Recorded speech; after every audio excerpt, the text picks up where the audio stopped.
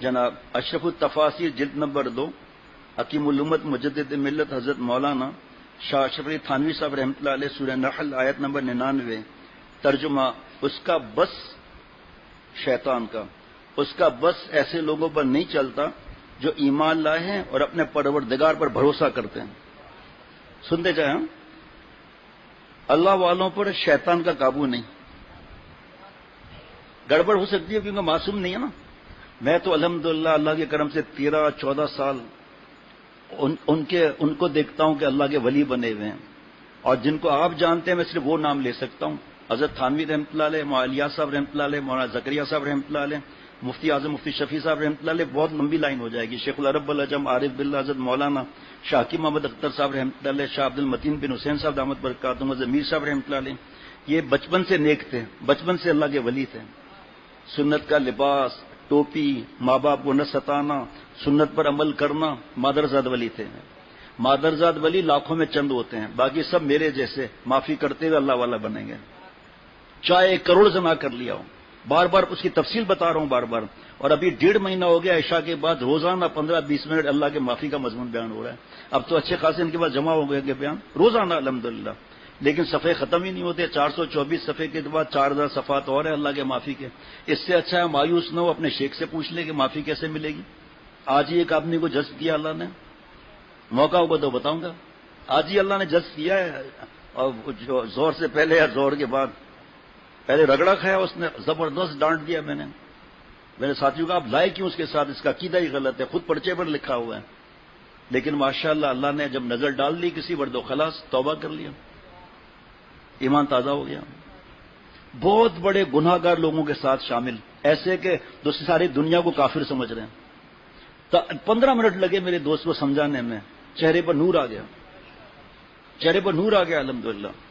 میری وجہ سے تھوڑی، اللہ تعالیٰ نے فضل فرمایا۔ سن لے دوست، جب ایام بھلے آتے ہیں گھات ملنے کی وہ آپ ہی بدلاتے ہیں۔ انبیاء علیہ الصلوۃ والسلام معصوم، دوزخی اور بدبخت ہے جو ان پر آواز اٹھاتا ہے، تفسیر میں لکھتا ہے، بکواس کرتا ہے۔ انبیاء علیہ الصلوۃ والسلام کا نام نہیں بتا رہا کسی کا، یہ نبی صلوۃ والسلام جو ہے، یہ نعوذ باللہ کیا جملہ بھی میں نے، ایسے بدبخت لوگ دوزخ پہ چلنے والے۔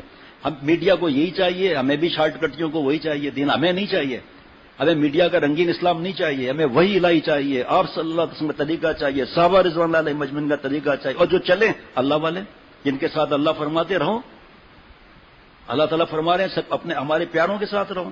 اب یہ کیا فرما رہے ہیں جناب حضرت تھانوی رحمۃ اللہ علیہ کی تفسیر، اللہ اکبر، اللہ پر نظر رکھنے والے اللہ والے پر اس شیطان کا ذرا قابو نہیں، تم اس کو منہ لگا کر اس کا قبضہ اپنے اوپر بڑھاتے ہو، شیطان سے لڑتے ہو، پھر نفسیاتی ہو جاتے ہو۔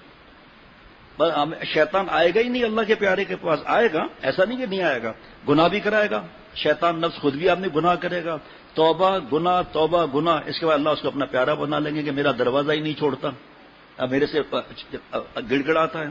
ایگزام نزدیک ہے، ہم کم آئیں گے، کماؤ، اچھے نمبر لو، کس نے منع کیا آپ کو؟ لیکن بالکل نہ آنا، تلاوت ایک رکوع بھی نہ کرنا، نماز نہ پڑھنا، ذکر نہیں کرنا، درود شریف نہیں کرنا، کیوں؟ وقت نہیں ہے، میں ایگزام کی تیاری کر رہا ہوں۔ اچھا بھائی، ناراضگی تو ہے۔ اچھا اب یہ بتائیں، واش روم نہیں جاتے ڈاکٹر صاحب؟ واش روم نہیں جاتے؟ ابھی تو آپ یوں کر رہے تھے، جاتے ہیں، ڈاکٹر صاحب بھی جاتے ہیں جناب، سب جاتے ہیں، بادشاہ بھی جاتا ہے، 2 اگست بھنگی بھی بنتا ہے بادشاہ، سارا دماغ خراب ہو جاتا ہے اس کا۔ ابھی تک کوئی ایسی مشین ایجاد نہیں ہوئی، بس آگے پھر بعد میں پوچھ لیجیے گا وہ کون سی مشین۔ فرمایا کہ آپ واش روم نہیں جاتے ہو؟ جاتے ہیں۔ اچھا، ساری رات سارا دن جاگتے ہو امتحان کے لیے؟ نہیں، سوتے بھی ہیں، کھاتے بھی ہیں، پیتے بھی ہیں، ہگتے بھی ہیں، مودتے بھی ہیں۔ شادی شدہ آپ ہیں؟ ہاں جی شادی شدہ ہوں۔ تو بیوی سے بات چیت بھی کرتے، اس کے بغیر تو مزہ ہی نہیں آ رہا۔ وہ تو اللہ سے باتیں کرتے ہوئے پریشان ہو رہا ہے، جو قرآن پاک پڑھتا ہے اس نے اللہ سے باتیں کی۔ کہا شیخ اگر بیوی سے بات نہیں کروں تو اس طرف سے جوتوں کی بارش ہوتی ہے، اور میں یہ کہتا ہوں قدرت نے بیوی کے مار میں بھی مزہ رکھا ہے۔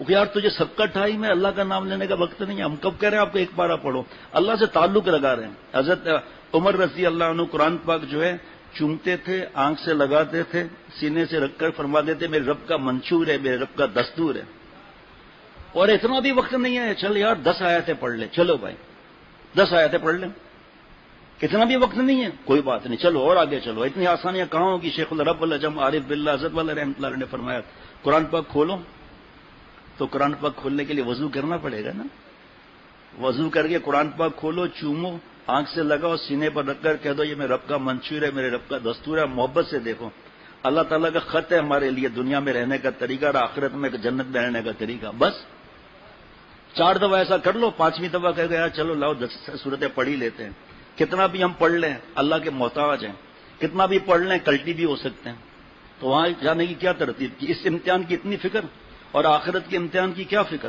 جبکہ پیپر آؤٹ نہیں ہے، آپ پریشان ہو رہے ہیں کون سا پڑھوں، کیا کروں، یاد کروں، اور آخرت کے پیپرز آؤٹ، چیٹنگ اجازت، انعام اللہ تعالیٰ کی محبت۔ بتائیے قرآن پاک احادیث مبارکہ نے سوال بتا دیے، جواب بتا دیے، قرآن پاک میں چیٹنگ کی اجازت مل گئی، فاتبعونی، آپ صلی اللہ علیہ وسلم کی نقل، یحببکم اللہ، اللہ محبت فرمانے لگیں گے جناب۔